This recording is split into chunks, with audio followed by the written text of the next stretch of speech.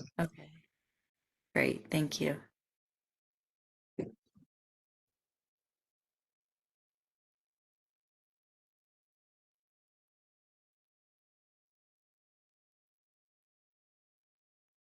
I'll give George, oh, there he is. I was like, I'm going to give him another minute.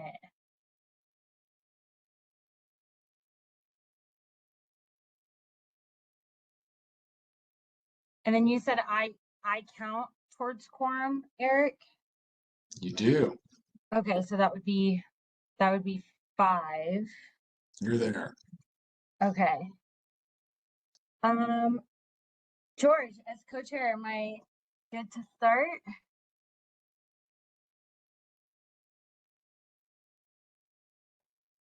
Oh, it doesn't look like your sound is connected.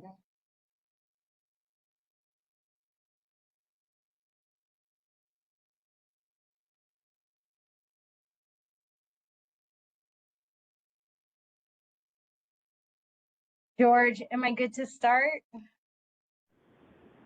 Oh, yeah. Hi. Sorry. When I texted you, I didn't mean to ask you to wait for me, but thank you. Hello. We didn't have quorum, so we had to wait for you. All right. Hello, everyone. My name is Dr. Chelsea. I am the program manager for the Region 10 Opioid Abatement Council, Gateway to the Rockies, otherwise referred to as GROC. Today is the executive committee meeting. We do have a packed agenda. We'll start with attendance and quorum. I know Commissioner Dahlkemper is not here. We just heard from Commissioner Marlin. Commissioner Hollingsworth? I'm here. Awesome, thank you. I do not see Mayor Bud. Michael Miller. Here. Dr. Ryan. Here. And then we don't have Elisa, but we have Marie. You want to give us a hello?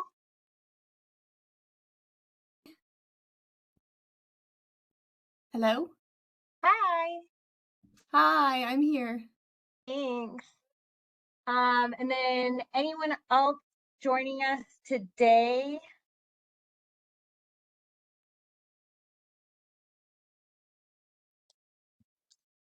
Other than lawyers.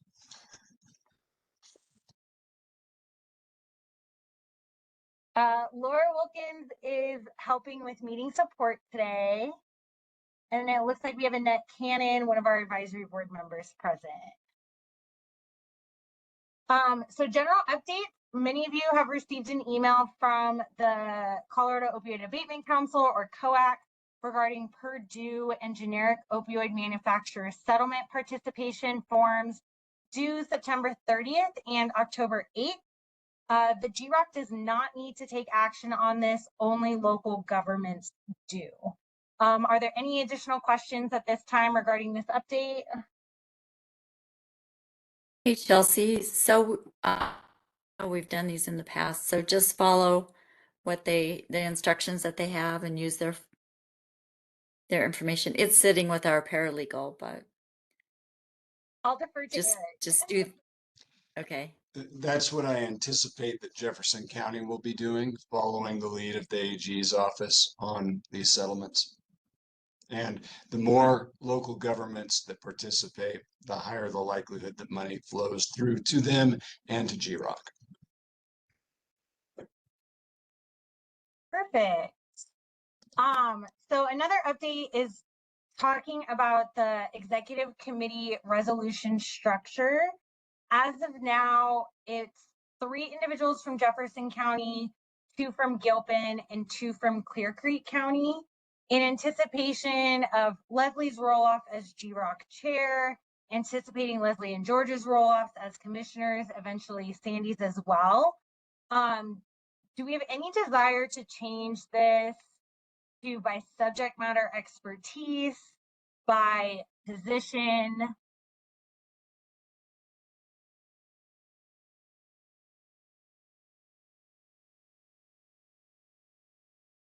It's currently by name.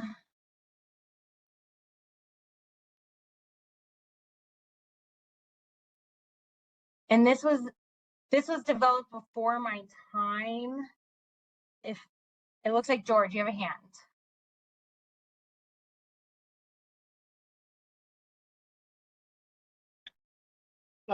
Yeah, I think in this case, selecting an executive committee is kind of, at least I would hope, members of the GROC, when they're thinking about who they want to put on the executive committee, they're thinking of the characteristics of that individual, not so much the position they're in. And so they're thinking about the kind of subject matter expertise they have, the kind of principles they know that person has with respect to using executive committee authority wisely, etc. So I kind of like it the way it is. Okay. And mine might be a little different. I think that these people on the list were selected because of their position, but they also had the characteristics to be an executive because we have the subject matter experts. Tim and Elisa were filling those roles. Commissioners.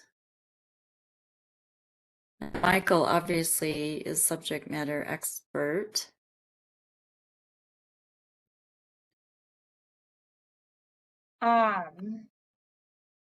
Do we want to,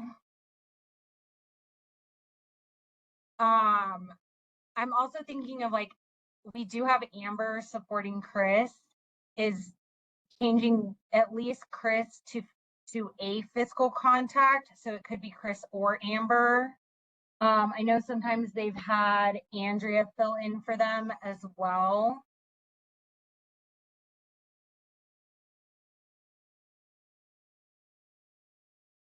I think that gives flexibility, which is good.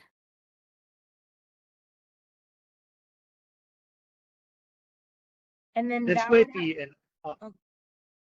sorry, this might be an unintended feature of this list. Do you view yourself, Dr. Shore Miller, as being a voter on the executive committee? No. We might want to clarify that, because that's how you could read this list in that way. I'll jump in and say I believe that was the intention, although this Oh. was set up prior to when you were hired. Um, we'd have to go back and look at the tape because it's been a while of the GROC meeting.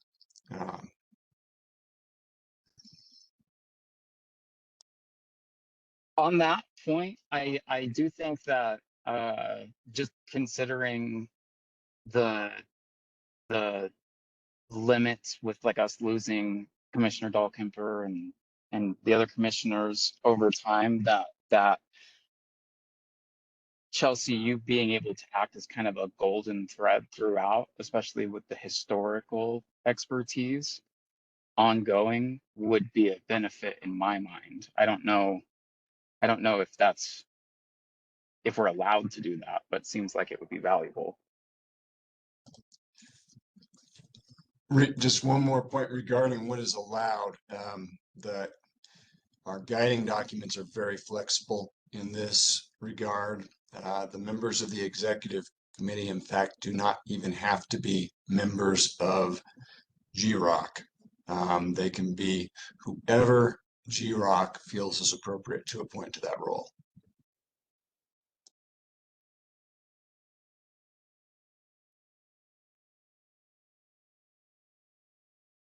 Did we kind of word it like with the commissioners?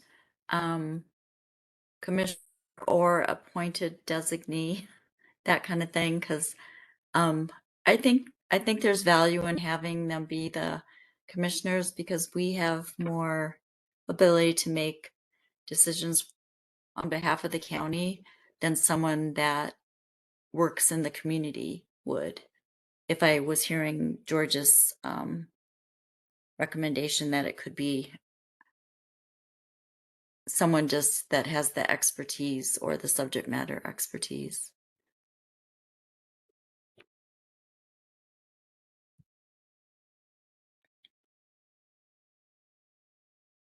Is that what you meant, George? Well, I mean, I think you you make you sort of refer to good arguments for why commissioners should probably be on the executive committee. I'm just not sure if we want to prescribe it, because I can contemplate, like, I'm going to be out of office in a year and a half. The next commissioner may want to be on the executive committee and probably can get it if they do. But what if they don't and there's somebody else that could do a better job? Well, that's why I was thinking that we did it like commissioner or they're appointed. So they're kind of in the Oh, approval yeah. process of, so they select that person. Yeah. Yeah. I mean, I could live with that. I could do that. And then Michael Miller did clarify that he believes that I should be a voting member on the executive committee.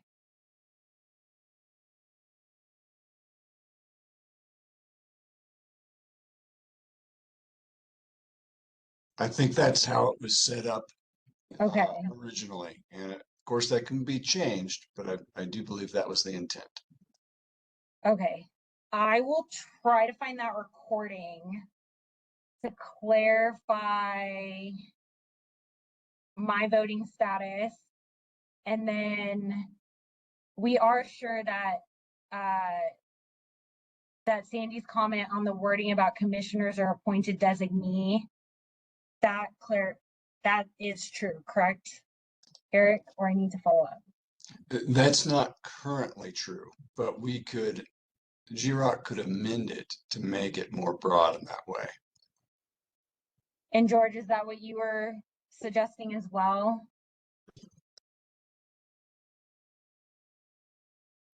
I mean, I started the conversation by suggesting that basically we change it as individuals need to be changed, but you know, Sandy's advocating for something that I can support. Okay. Sandy, is that what you're advocating for?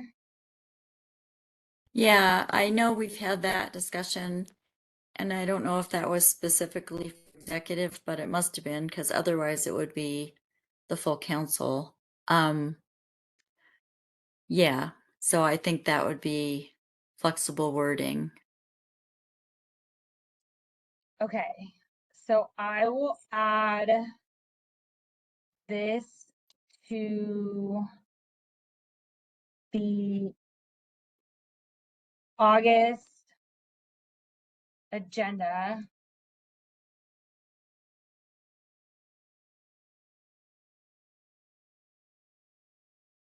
And then we also have to have the Gilpin appointment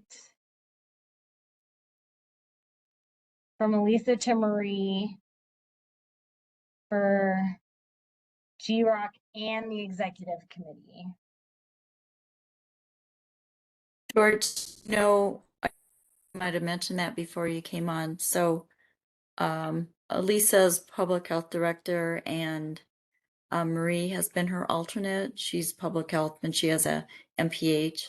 So we had a discussion, and it's suggested switching so that Marie's attending as a primary on the executive and the subject matter expert, and Elisa becomes the alternate. And it's partly based on a learning opportunity for Marie, but also time. Yeah, I mean, I think you're not talking about having one of them be the voting member on the GROC and a different person being like, I think the voting member on the GROC should probably also be the voting member on the executive committee. That's, and Yeah. I think that's what you said you would do. So I think Right, that sounds good. Okay, we'll just switch them. Yeah, and it's, I mean, it's your appointment, right? I wouldn't try to tell you who to appoint. Okay. Thanks. All right. So I got those notes on the August 25th agenda. And I will work with Eric to clarify that commissioner language. so that we have that proposal ready at the 8/25 meeting. Perfect. Other general update, the Colorado Opioid Abatement Council, referred to as the COAC, does have an advisory committee that oversees just the, I don't want to say validity of an award, but an approved use of an award. They review any type of community inquiry. So we have 3 recent awardees that will be under review at the August 12th meeting. Right after we announced the awards, the state sent out an Exhibit E email, and there was some questionable language that I asked Jack for clarity on. One of them was that spectrometers are not an approved use for law enforcement, and law enforcement does have its own category separate from a general fund. And so I just asked Jack, is it the spectrometer in general, or is it who is using the spectrometer? And the Jefferson County Public Health application does have one of these as something that we approved to use. And so Jack said that we should send it into review just to be safe, which I completely agree. I think an audit now is a great idea. Then we're not worried about a potential audit and remediation later. And then the second one is the Jefferson County Sheriff's Department. The biometric monitors were not listed as an approved use or not an approved use on the law enforcement approved uses. And so again, I asked Jack, we think this is aligned, we think this is appropriate. Jack said the same thing. Let's send it into the advisory committee review just to be safe. Then the third application was a community inquiry regarding the home purchase for Monarch Recovery, that this was a gift. And so John and Eric contributed to the email response that this is not a gift. And we sent some justification on the return on investment, the terms of use, the 15-year reporting, why we think this is an appropriate use of funds. And so we will hear back. I'm expecting the same day, if not August 13th. So I will have an update on all 3 of these applications at the August 25th meeting. Are there any questions about this? I guess what if they come back and say, nope, can't do that. Nope, can't do that. Then what do we do? So I'll jump in and say, I don't agree with their initial assessment. It would be up to GROC what you want to do, but you do not. There is room for disagreement in this process. The state has a lot of power under the MOU to make decisions. Hopefully they are going to reverse course on these 2 positions, but we can certainly talk more about what your options would be if they don't. There is an appeal process contemplated in the MOU. And I don't see any of these as negative. I see them more as doing due diligence. I'm confident that all 3 of these are going to get a green light.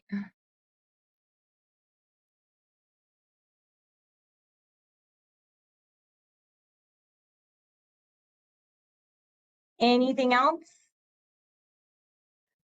Eric, I don't know if you can disclose, but on the community member questioning if the house was a gift, was that just someone upset, or they were just questioning why we would use money for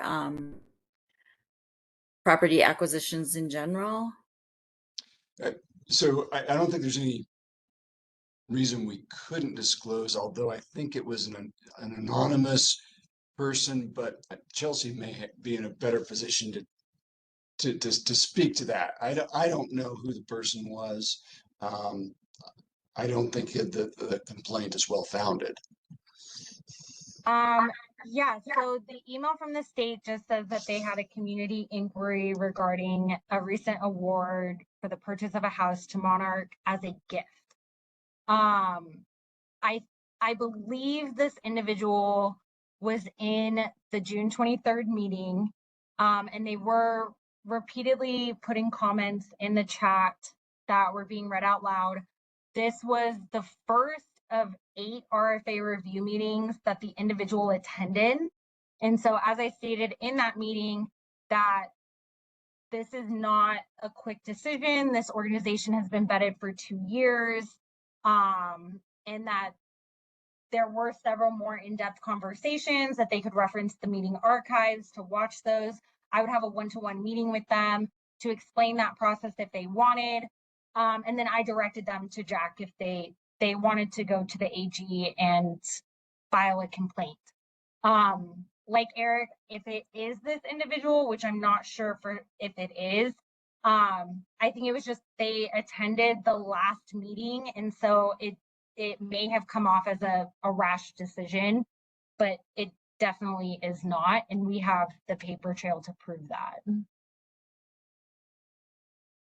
Okay, I was just asking more for the broader question because I know that as a committee, we've kind of struggled whether we should use money for property acquisition, where the limits would be, and the equity of doing that, and et cetera, et cetera, et cetera. So I just wondered if it would played into a broader conversation or concern. No, Thanks. I think it was an individual who is also part of an organization that did not advance to funding. The director of that organization did clarify that the individual was not speaking on behalf of the organization, that their thoughts and opinions were their own. I think it is an individual one-off. And I did look at the opioid settlement tracker. The COAG has funded property acquisition, not in the amount of 1.2 million. It looked like it was the owner applied to pay off the mortgage so that they can continue doing their business that was aligned with the opioid settlement. So other ROACs and even the state have used settlement dollars for property acquisition, for rent, for remodeling. It's not far off. I would just say it's the amount. But John and I were able to work with Kaylee on the return of investment, and it is nice. It's a very nice return on investment.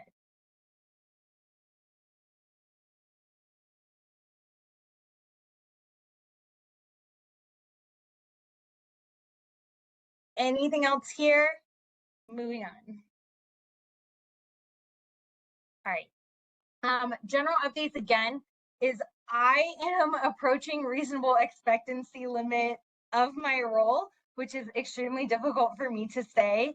I'm used to doing everything, being a jack of all trades, but we're still charting the scope, depth, and breadth of my role. And I do really want to focus on quality over quantity. And so getting some feedback from the executive committee of where my time is best spent. I do have a planning meeting with the Jefferson County Deputy County Manager, Kate Newman, and Commissioner Dahl Kemper on August 13th to talk about, again, just the scope of my role so far and what additional support I might need. So I did come up with these 8 areas of work that my role has touched on. And I think the biggest thing is that we're establishing infrastructure for all of these systems. I do believe if the infrastructure was in place, this would be manageable for one individual, but trying to set up the infrastructure is that my time and the quality of my work, I simply just can't do everything. So I did want to allow for some feedback here. If you have any questions about these 8 areas, any suggestions of where you prefer my time be spent?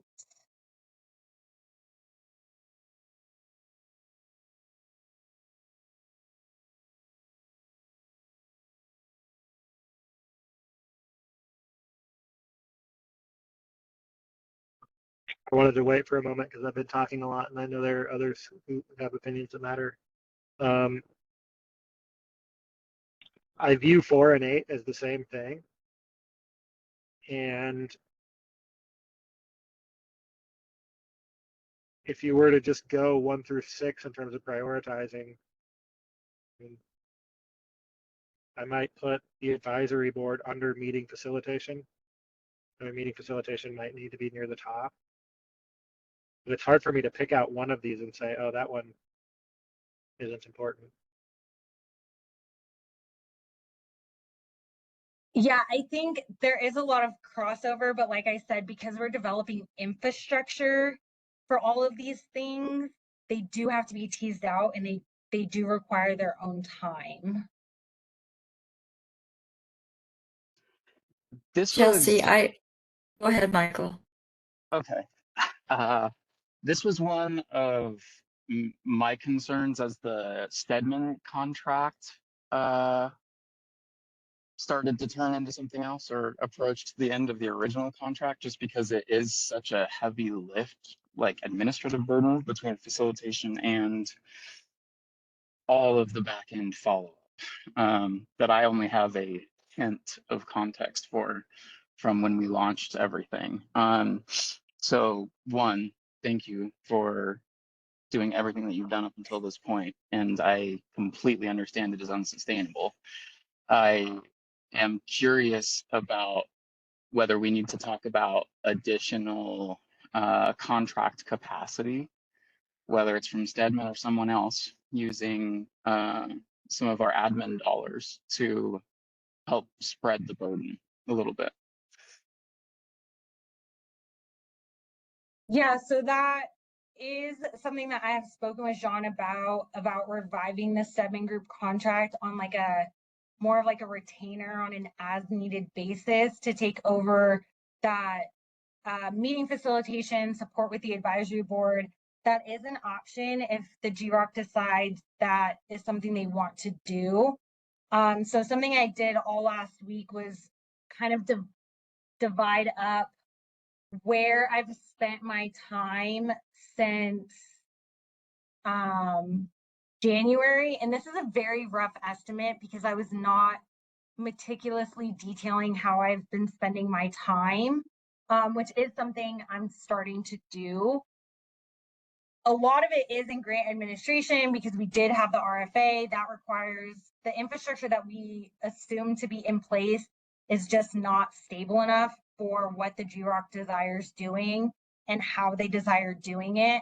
So a lot of my time has been spent there.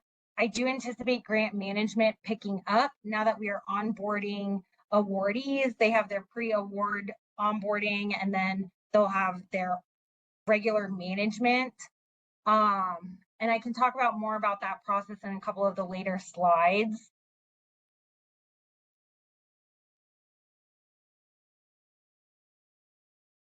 I'll see if there are any other questions or comments.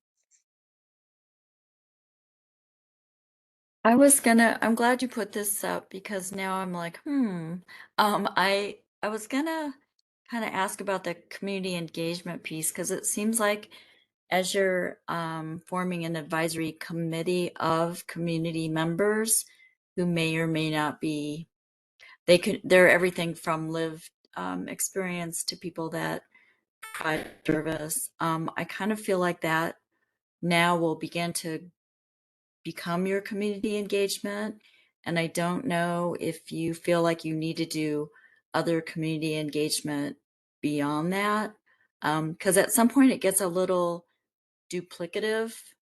And I think that, you've already developed a base structure, which has eaten up a lot of your time, but is very appreciated because now we're all kind of on the same page. Like these are processes and they can be refined, but this is kind of like a good way to do things. And then you're open to feedback. So I think that's exceptional. Not everyone is, but so I guess the community engagement part kind of dovetails with the advisory for me. And I see that you have that, almost 7% of your time has been that.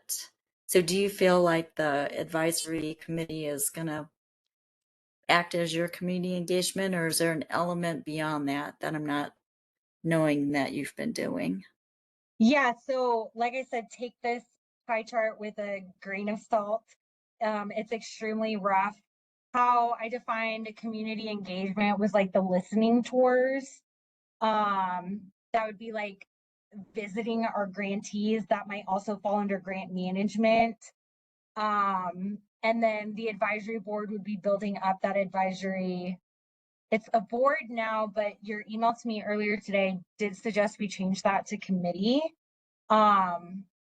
Is who is identifying people and doing really intentional outreach to get those people on our advisory committee.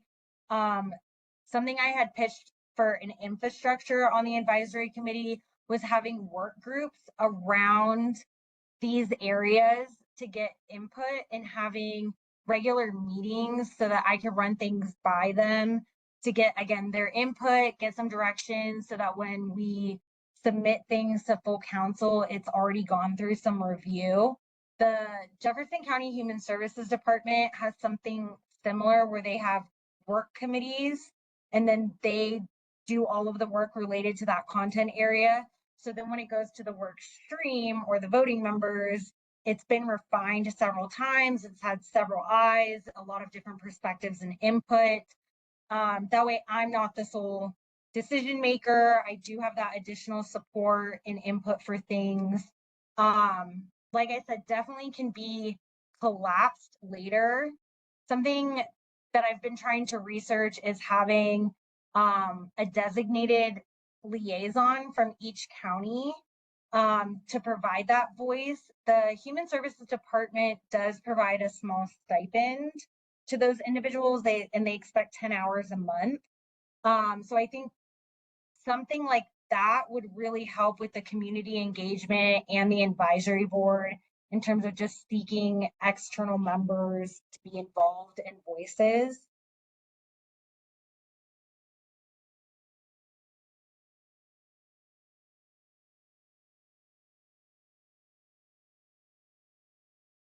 Yeah, that helps me understand kind of more what you've been doing. And again, I think that a lot of what you've done in the last 6 months has been kind of formative, to get to a certain point. So hopefully your time won't be as long, in certain areas. Because I do think that for me, I see the grant administration piece that you're doing and implementing as being really important to make sure that people that receive grants are doing what they say or they need to modify, and you can bring information back to the executive and the full council. I just feel like every step is building on the next step, Yeah, or maybe it goes the other yeah. way. So the next part is connected to that time management piece, so we can revisit this. As I said, like a revival of the 7-group contract. I have a meeting with Commissioner Dahlkemper and the Deputy County Manager on August 13th to really talk about what type of support I need and where I need it. Reviving the 7-group contract might not be the best option. Kate has preliminarily reached out to the Jefferson County Workforce Development Program. They do have an internship program, which would be a lot more cost effective. It would provide public health masters and undergraduate students a learning opportunity of getting acquainted to this work. My background in higher ed, that makes me very happy and excited. So yeah, a couple options. I hope to have an update for you on the August 25th meeting. I think the biggest thing that would support my time though is purchasing eUna. And so as I stated back when we opened the RFA process, the back end infrastructure of using the Civic Plus forms. Civic Plus is not a grant administration. It is a form like Google Forms or Teams Forms. And so I started a business analysis with the Jefferson County Business Innovation Technology Department. Huge shout out to Katie Cunningham for leading this charge. And for the last 5 months, we have been prospecting 4 different vendors. One of those vendors acquired another vendor. So it was 3 vendors that we went through a rubric. And then we did 2 demos. We did 3 demos, one with Salesforce, one with Good Grants, and then one with EUNA.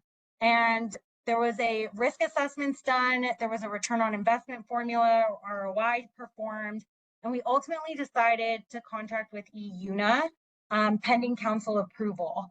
So that has gone, this whole process has gone through several presentations within Jefferson County to ensure security protocols are in place, that they are accessible, what is the functionality, and does it meet all of our criteria? And so there are some presentations here. They are also attached in the PDF I shared out with the agenda for people to review. So just a kind of like a visual of what our grant administration process looks like is that we post and receive the application in Civic Plus forms, and then we have to download those applications, which led to about 6 attachments each. And then using an Excel spreadsheet to sign up and assign reviewers. Then we emailed 6 attachments to the individual reviewers.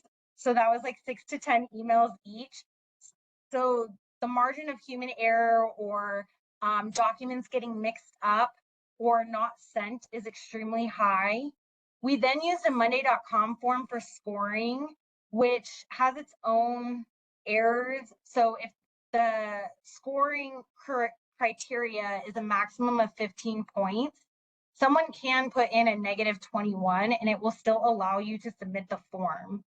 So then I had to export the form to Excel and manually clean all of that data. Keeping in mind that I do have that experience working with data, but the next program manager might not have that experience. And this also, again, just creates room for human error. Then we had to use a restricted Google Drive to share the application materials for the applications advancing, which you are all familiar with the issues that causes. Do we use our Jefferson or our county emails? Do we use our personal email? What is the implication with Quora laws on either one of those? And then people just having to request access to that. And then security is also a concern here because there are financial information and personal identifying data to a degree that is stored in there.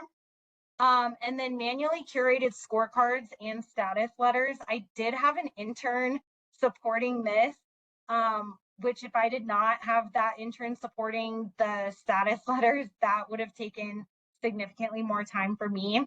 But all the scorecards that the committee got that was very clean and easy to read, all of that had to be manually created for you. Otherwise, I would just give you an Excel document, and that's really difficult to read. Then I had to individually email status letters and scorecards to applicants, which again just creates human error. In the Rule Facilitators group last Wednesday, this was a topic of discussion, and almost every ROAC has a similar process. And almost all of us program managers are crying because this is just not feasible, especially given if we're dealing with more than 10 applications, especially in multiple funding areas like treatment versus prevention. This does get very chaotic. And so it's a decentralized manual process, difficult managing subrecipient activity, collecting, tracking, reporting information. When we think of the grant management side, so once people transition into an award, they have to email the invoice with their invoice packet. That has to get matched up to the contract, approved, and then manually put into Workday, and then an email gets sent to the grantee confirming receipt. They have to do the same thing with their quarterly reporting. Some people submit a Word doc, some people do Excels, some people were just putting a message in the email body of how they're meeting their milestones. So there's a lot of capacity building and standardization that has to happen here. But just the fact that we're emailing invoices every month and everybody has a different contract date, it gets very confusing and things can get lost or significantly delayed. So EUNA is a one-stop shop. all of this happens in one central location, and it's all automated. So now we're checking for accuracy versus trying to do something and then checking our own work for accuracy. It completely simplifies the process. So when we think about how I can spend my time and increase quality and reasonable expectancy, I did kind of break this down into these 3 areas that I would be able to focus on, because a bulk of my time is now being supported by EUNA. This was definitely favored by the current grantees who are renewing their application. When presented to the advisory board, I didn't get a no, but it was a very quiet group. I got a couple of in favor for this. They also have already voiced their opinion through being a grantee, standardizing this process. The price point is $17,000 per year, which sounds like a lot, but in comparison to what is out there in the field, this is what we're getting in return, and just the customer service that we're getting is significantly meaningful. We also have $151,000 in accrued interest from when we pulled down the $11 million before this RFA. So the money, we have roughly 9 years that we can pay for this license out of accrued interest, not directly settlement dollars. So I will open the floor for question, comments, feedback, concern.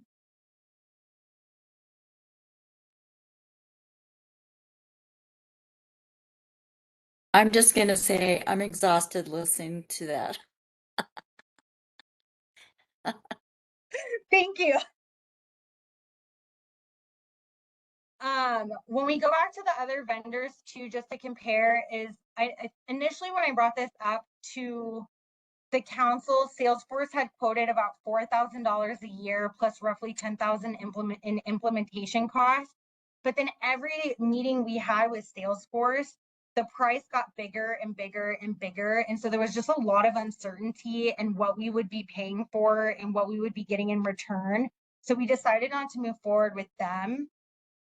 Good Grants was the other demo that we did, but they would not fill out our security, accessibility, and functionality questionnaires unless we signed a contract for a custom quoted cost. And we don't think Jean would approve signing a contract if we didn't know what their security was. So we decided not to move forward with them. We just did not want to get stuck into a contract. I also heard from another facilitator that they did use Good Grants in the last round of funding and found it completely cumbersome, which was kind of good to hear. So again, that's how we landed on EUNA.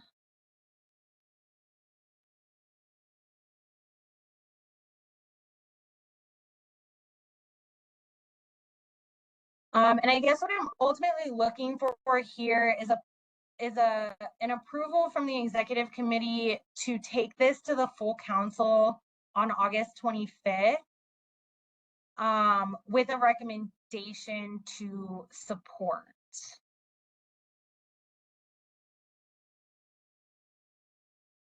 Chelsea, I read through the slides, but I didn't see that one, or I didn't read that one. Is this do you get locked in for a time period? Like, do you have to use them for 3 years or 5 years, or is it renewed annually in case maybe it's not all that you hope it will be? It is renewed annually. There is also conversation about the Jefferson County grants team being interested in this. And EUNA said if that were to happen, they can consume our license. So that we would just pay a portion of what Jefferson County pays. And their estimated quote would be 23,000. It's priced based on how much money you administer or manage. So there is a potential that we pay just the 1 year of the 17,000 and it goes really well. And then the Jefferson County team also gets the license. And so they can merge our licenses together.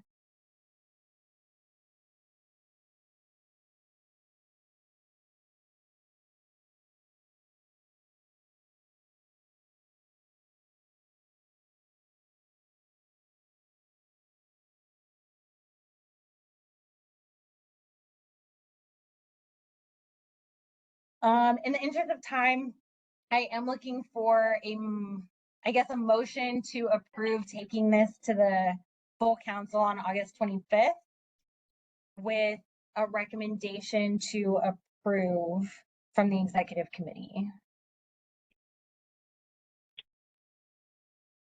Thank you, Chelsea. I support this. I'm curious, maybe somebody else who we haven't heard from would want to indicate their support by making a motion.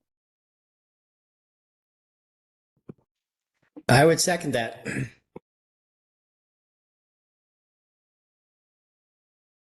And we will vote by opposition in the chat.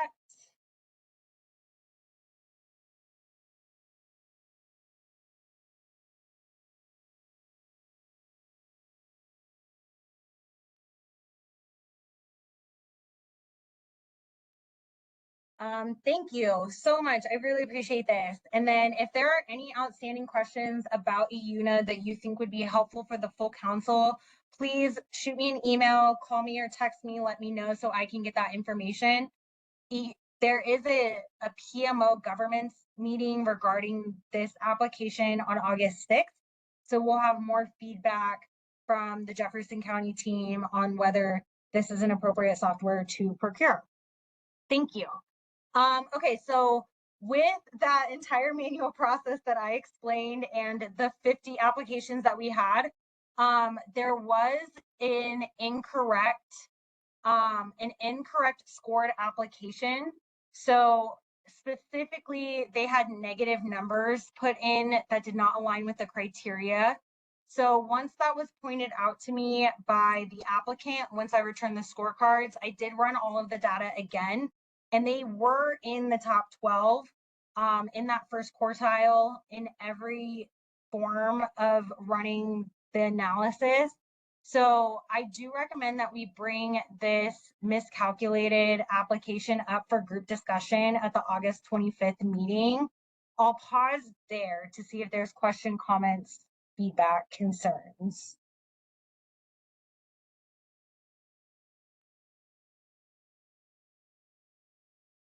In reading the materials for the meeting, I wasn't sure which one was the miscalculation and which one were uncaptured. Which application are we talking about? Eric, am I allowed to say? Oh, right. Never mind. Yeah, I'm on board with your recommendation. It's in your meeting agenda. So yes, Chelsea, you can say what it is. It says it right there on the piece of paper.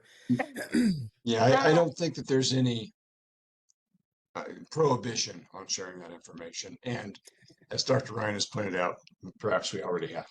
Okay, it is Mountain Youth Network. They were scored in prevention. They are well aligned with the strategic plan. They should have gone to group discussion, and this was a tabulation error because of that human process. So their scorecards are completely made. Their discussion notes are drafted. This would go straight into the August 25th meeting, just like we did with the group discussion. I would give the 4-minute presentation overview. Then the scorers would have 2 minutes to talk about their scorecards. Then we would have roughly 4 or 5 minutes of group discussion with a vote to approve or not approve. The only difference is that would be, I guess you could request an R&R and we can bring it back at the September meeting.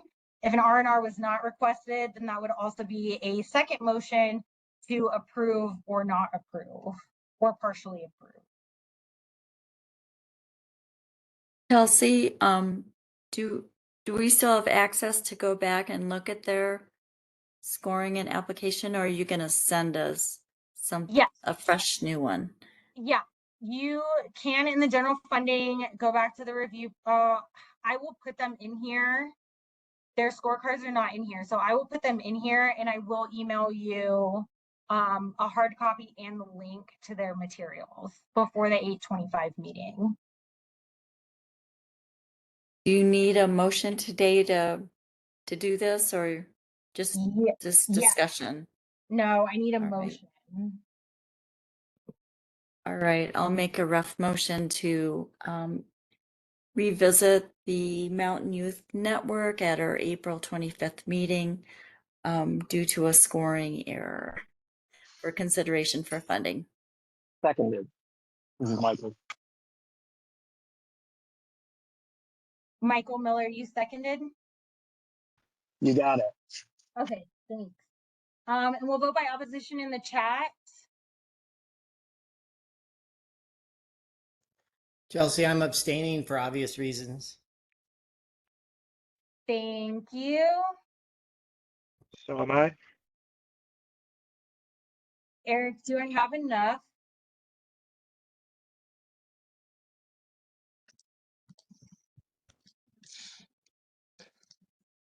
If Sorry for the delay there. Yes, okay. you do. And remember, ultimately, this is a decision that will be made by the entire board, GROC board. Okay. So then the next issue was that 2 applications were completely uncaptured. One of them was a second application. And so if an organization wanted to do 2 separate applications, like Monarch did their recovery and their capital application, they did need to clear that with me. And this organization did not. Then the second organization, it was just completely overlooked. And so there are a couple options for remediation. Jean did suggest that I present the executive committee with the abstract in the same format that we did all of the other applications, like I did in the pre-screening process, and have the executive committee vote on whether they would score it or not, just like we did in the pre-screening process. If they opt not to score it, then that would be the boundary review where the application does not align with the strategic plan. It would not have advanced to group discussion. We issue a formal apology with a notice of our corrective action statement, such as purchasing a unit. And then that would be done with that application. If the executive committee does want to score it, then we would have 4 people score it by August 13th. Then I would run their statistics just like I did all the other applications. If they're in the top quartile, we'll add this to the group discussion with Mountain Youth Network. If they are not in the top quartile, then they would get their letter back just like everyone else who did not advance to group discussion. So Chelsea, I'm confused. Have these 2 been scored? No, they were completely overlooked. I did not even download their application materials. Okay, so how I'm confused then how are they in the top quartile based on what? If they get Oh. if the executive committee decides that they want to score them, and Got then it. I Okay. run the statistics and they end up in the top quartile. Gotcha. Okay.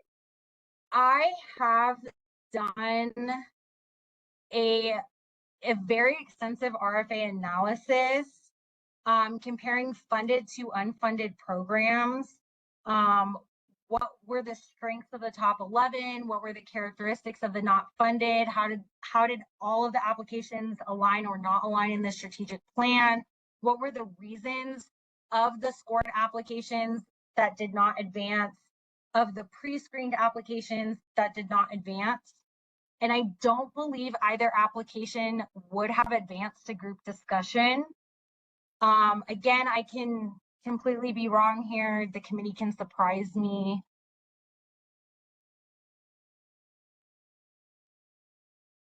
Chelsea, so are you saying that if they had been in, you would not have scored them to advance, which is, so you would have used the same process you use with all the others, but you wouldn't have advanced them.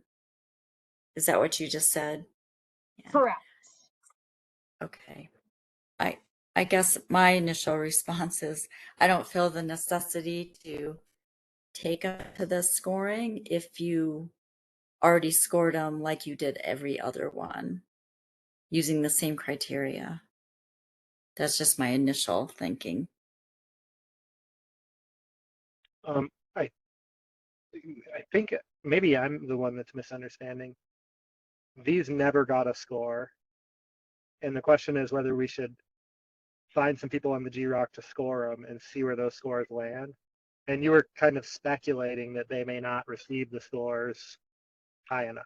Did I get all that right? Correct. I mean, I'd love to hear from the attorneys what they think is required, but my sense is that it makes sense to go ahead and score them. They did take the time to apply. Oh, maybe I misunderstood. I thought, Chelsea, you did put them through the same you did with the others. And if you would have done that when you did the others, you wouldn't have advanced them. Did I misunderstand that? So I cannot confidently tell you if I would have advanced these applications past the pre-screening or not. I think I do carry a bias now because I've done the RFA analysis. All I can, when I initially spoke with Jean about this, the decision was to provide the executive committee the abstract, just like I did in the first with all of the other applications. And then the committee decides if they want to score it or not, just like they did with all the other applications. Okay, then I thought you had said that they would have been in the group that you wouldn't have moved forward to us and we wouldn't have seen them to review. But now you're saying they may have scored in. Yeah, I don't Then think they would have made it past scoring. I don't think they would have made it to group discussion. I can't confidently tell you if I would have recommended them or not. And even if I recommended them for screening, someone could have taken them out. That happened with one of our other applicants. And if I did not recommend them for scoring, someone still could have pulled them up. Chelsea, if I can jump in, and I think Jean may want to speak to this as well, but just a reminder, there was kind of a three-step process. Dr. Chelsea did an initial review. Then if they made it past that, they were reviewed by groups, and then it went to the full GROC council.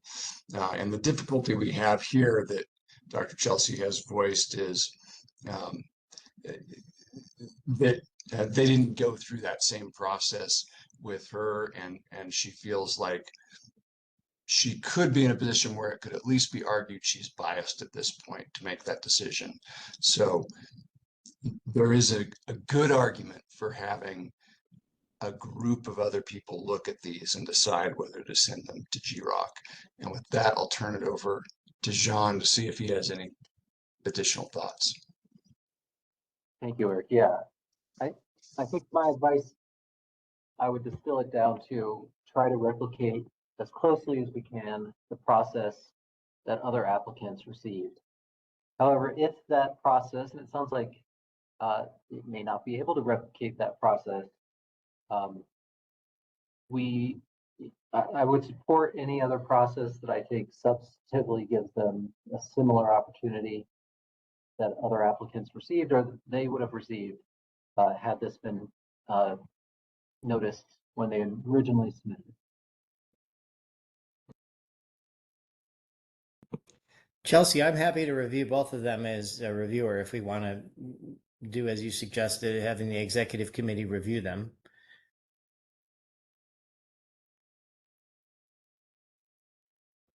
Thank you, Dr. Ryan.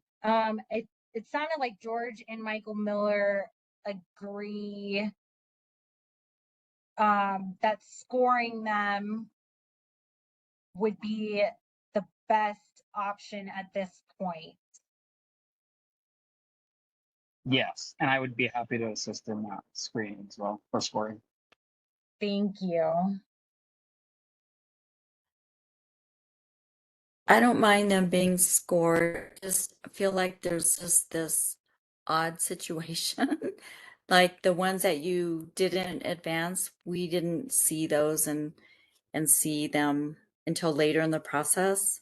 So are they really getting the same treatment? And I don't know if they can because they're, they were not in the mix. So I guess they kind of have to be scored, but are they being scored at your first way on the 3-step? Are they going to score them on step 2? Or are they going to score them on step 1? It would be scored on step 2. So the Monday.com form, the point rubric. So step 1 was the initial pre-screening. Do they have all the application materials? And do I recommend them for scoring? They do have all the necessary application materials. As I said, I do have a bias at this point, so I can't confidently tell you if I would have recommended them for scoring or not. And so John was saying the if we can't replicate the process exactly, the next closest way would be just to err on the safe side and say they would have been recommended for scoring and that people would have picked up that application to score. Giving them a score, that was round 2. And then I'll run all of the stats based on the scorecards to see where they fall. And then if they're in the first quartile, that top 12, they'll go to group discussion. If they're not in the first quartile, then the application is done just like all the others. That would be as close to the original process as we could get.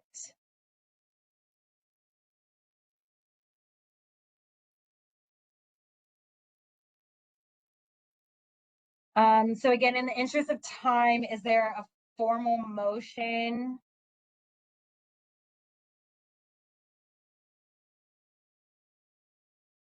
This is Michael Miller. I would move to screen the previously unscreened applications within the executive committee to determine if they should be advanced to full review. I think that's right, hopefully. Yeah. Second, I'll second that. Eric, does this have to go to full council or can we continue to proceed with the executive committee scoring and then No, just appraise? I think you can move forward just based on this. And just as a reminder to everyone, any application can be, kind of highlighted by any voting member, despite the process to say, hey, I think we need to take a closer look at this. So that's one of the reasons that I think this vote is sufficient to start this process of review. Okay. We'll vote by opposition in the chat. Commissioner Marlin has a question. Sorry, let's just, once we're done with this motion, I'm not having opposition. I just want to mention something else briefly. Okay. I'm not seeing any opposition. So I will go ahead and get Dr. Ryan, Michael Miller, and Commissioner Marlin the application materials for both of these applications, a refresher of the review process if you need it. And I just request that you get the scores back to me before August 13th. So I have time to run the data analysis on where they fall in the score process. Okay. Thank you. And that this is just sort of in an attempt of good faith with the rest of the executive committee. I want you all to know there is an application that I have been looking at and wondering how it got the score it got, and that's the Jefferson Center for Mental Health application for support at Soteria Landing. I'm not formally requesting we pull it up right now. I just want you all to know that I'm considering it. And George, I'm glad you mentioned that. I have curiosity about that one as well. And was wondering why it didn't move forward, just based on my knowledge of what they're trying to do. Yeah, so I can speak broadly, is that there was some key information missing in the application that the reviewers wanted, especially for the dollar amount that they were asking.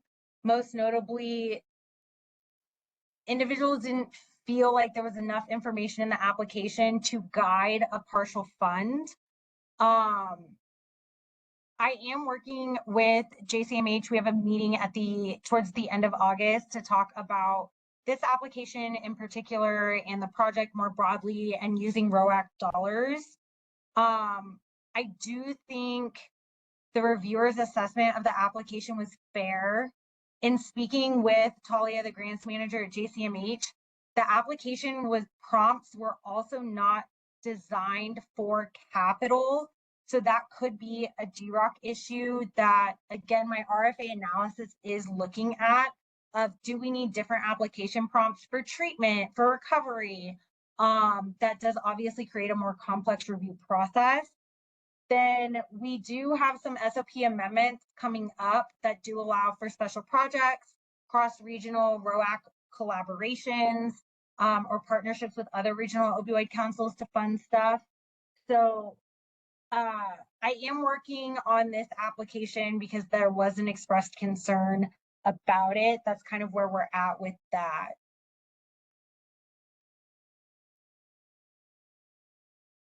Okay, thanks. Because as you are saying that, it sounds like had it come forward, it might have gotten to the R&R stage. And it was almost too much for an R&R, similar to U-turn and full circle. It's just almost too much for an R&R, that we did need to like revisit the whole application. Yeah. All right, here's the funnest part of the meeting. We had our RFA for program evaluation closed last week. A couple of lessons learned from the first round of funding is that we did move the deadline to 5 p.m. instead of midnight to so that I could provide TA if needed, which it was needed, the technical assistance on the Civic Plus form. We made the application prompts uploads instead of a text box so that reviewers had the opportunity to enlarge fonts and applicants had the opportunity to format their responses and not be restricted by like bold or section headers. And then I was able to combine all of these attachments into a single PDF. So you don't have 6 attachments to track. It's all in order for you. They did get a notice that they will receive an email from the program manager confirming their submission. If they don't receive an email in 48 hours, to reach out to me. That way it helps with not overlooking. The scorecard will not require adding numbers for a single metric, so that way we can reduce putting in a 15 when it should be a 10. And then we'll plan for additional eyes on data cleaning. There's also only 2 applications, so that should be pretty straightforward. And then obviously giving myself more time to review the scorecard data and sort that and prepare that for the reviewers. And then reducing the number of reviewers also increases the chances of 100% response rate, which reduces the need for advanced statistics to determine the top applicants moving forward. Again, like I said, there's only 2 applicants. 5 initially expressed interest, 2 others reached out during the window. One of those people now works for one of our applicants. And those, again, the 2 that followed through. So the decision was that the executive committee would score and the applicants, and then the top 2 would advance to full council. We're at a top 2. And we would have a similar format to the general funding where I would provide a neutral application overview.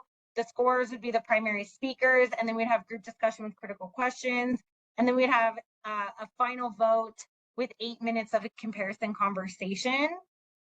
Since we only have 2, I do have a suggested revised review process, open to feedback here, is that the executive committee would still score both applications, and then all of the quantitative and qualitative data would be compiled for full council review.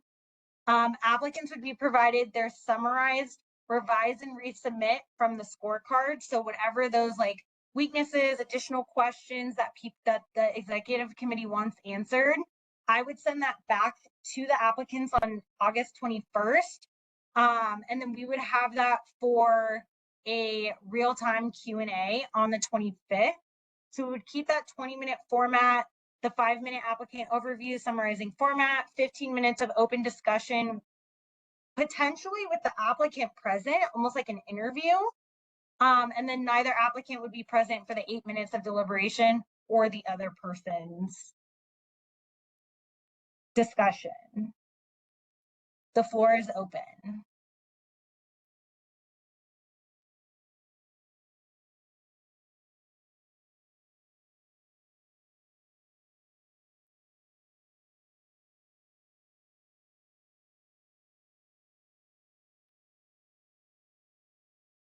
Before I speak, I'm wondering if anyone else has something to say. George and I are the ones that jump in.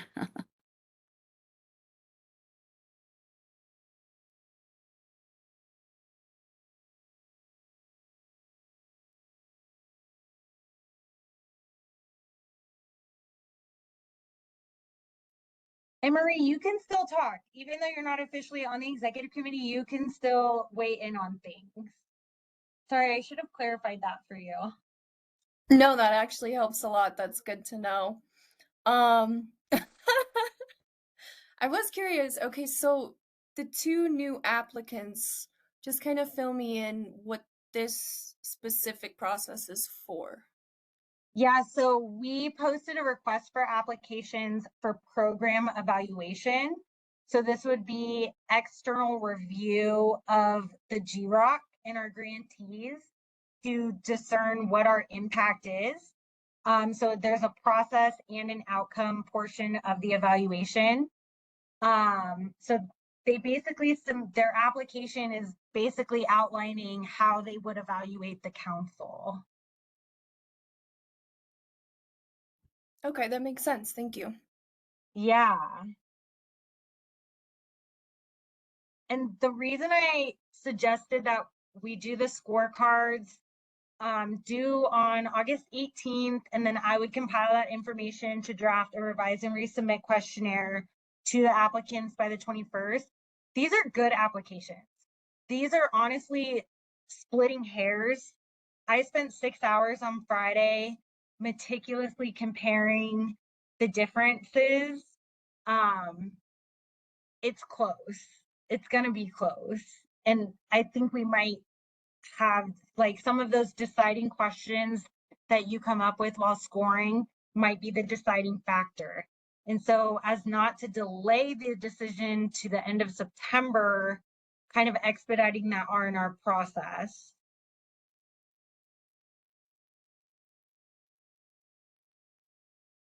Okay, so no one else is weighing in. I like the second option. I think it gives more eyes and ears since there are just the 2, and it gives them more time for the Q&A discussion, especially if you said they're really close, and to compare, because we would do that with job applicants, right? Give them some more time and observe them and get more answers. So I like that. And I also think the second option takes less pressure on just one person doing more of it. So it's more of a group decision. Eric, Jean, are we allowed to have them present for like a live Q&A or no? I should probably defer to Jean, but I'm going to say anyway, I don't think that we have any GROC approved policy that would prohibit that. I drafted the RFA manual, the SOP. No, there's nothing in there. Yeah, I feel the same. I think that gives us you flexibility as to what you want to do here.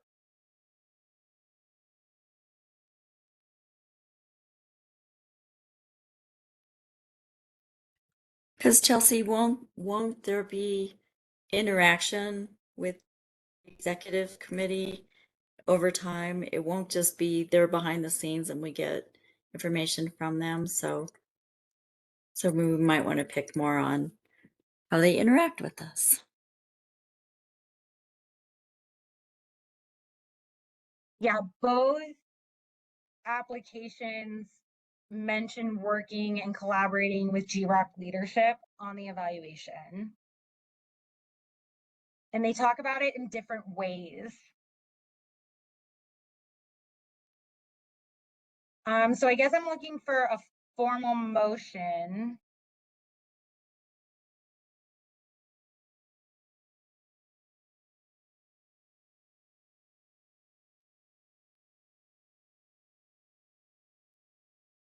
This is Michael. I would formally move to advance the eval applications to full council in the interview style Dr. Shore Miller described.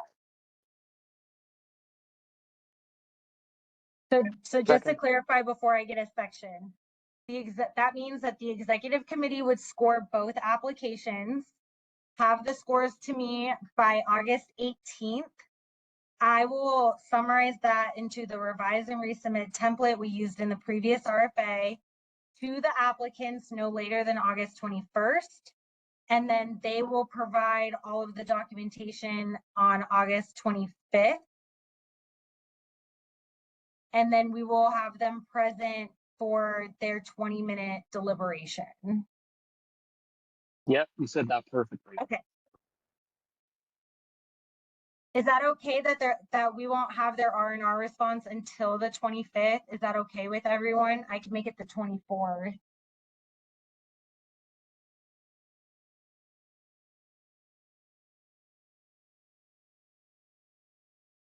The I think that's 24th fine. might be good. Okay. I anticipate being able to get this out on the 19th.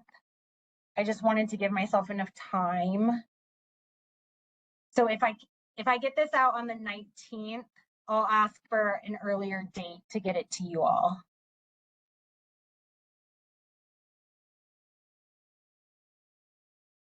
All right, now I'm looking for a second. I'll second the motion. Is she allowed to?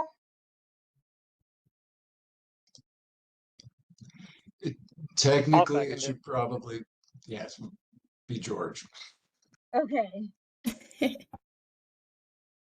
You can talk, you can't vote yet, but next meeting we'll get you in.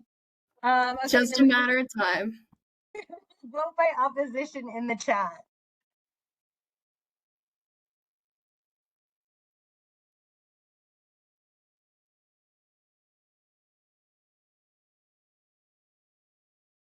All right, that motion passes with the revised interview style and the Q&A and the R&R.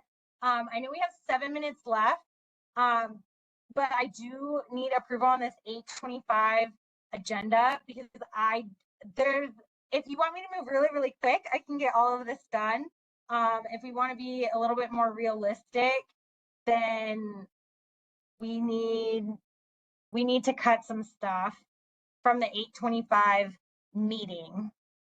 So this will be held in Gilpin and hybrid. So I will send out a reminder email just before the date. Do we want to bring back the recovery story now that RFAs are over?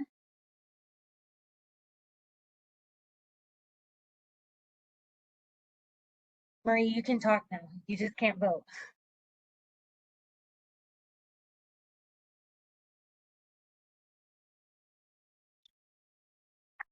I wouldn't call that a must if we're looking for time on the agenda. Okay. We do have the 20-minute RFA for Mountain Youth Network that is not negotiable. It's really, I think, just when we get down to here that I'm kind of pushing time. If we can, Michael Miller does want to get the recovery stories back. I think if we take out the advisory board nominations and votes with the SOP amendments, we can get everything in. So that would be, right, governance we can't change. And so even if I have the recovery story, we're still good there. It's really just this 10 minutes that's pushing us. So if we move that to the advisory board updates to September, that gives people a little bit more time to apply, gives me some time to do some more outreach and follow up with people who initially expressed interest. And then it also gives us more time to get feedback on the SOP amendments. I did create a form that tracks every single amendment being made and asks for an approval, not approval, or conditional approval. So that just takes time for people to review.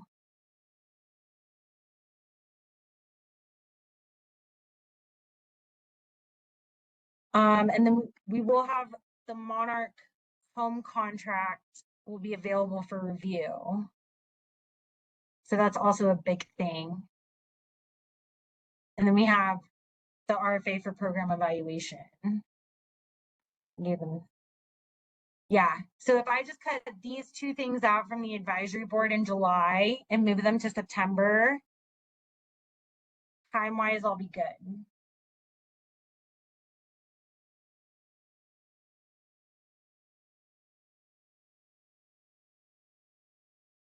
That sounds good, Chelsea.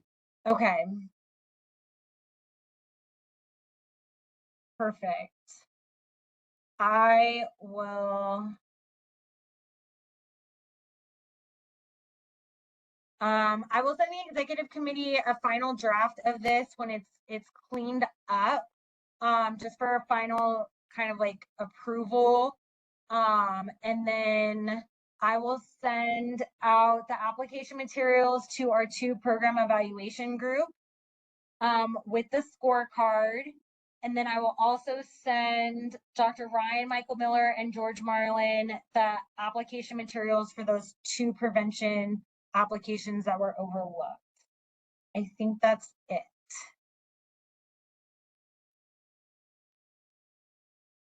Any other, George, did you want to have the September, I have 2 minutes.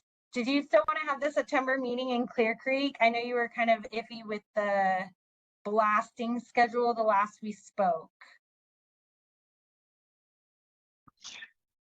Yeah, Tim, what do you think?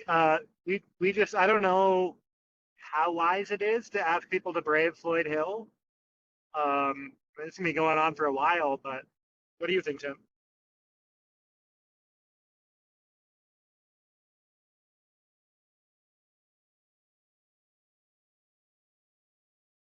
I personally think the only person you're mandating do that drive is me, which I don't mind doing. It does allow, while it might exclude people in Jefferson County from coming, it does provide an opportunity for people in Clear Creek and Gilpin to attend.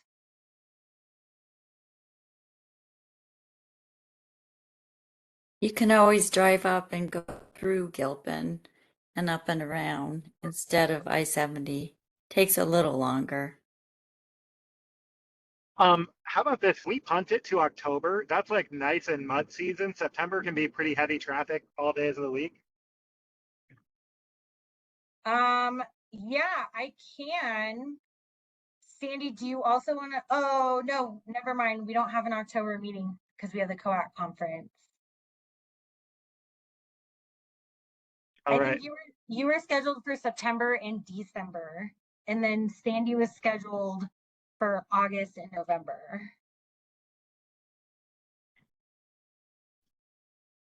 I don't have a strong opinion here. We can just leave it the way it is. We don't need to go making changes. It'll work out. So yes, Clear Creek.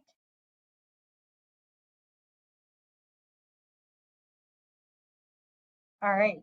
Yeah, let's just stick with it. Unless, I mean, Tim, unless you feel differently. No, I don't, George.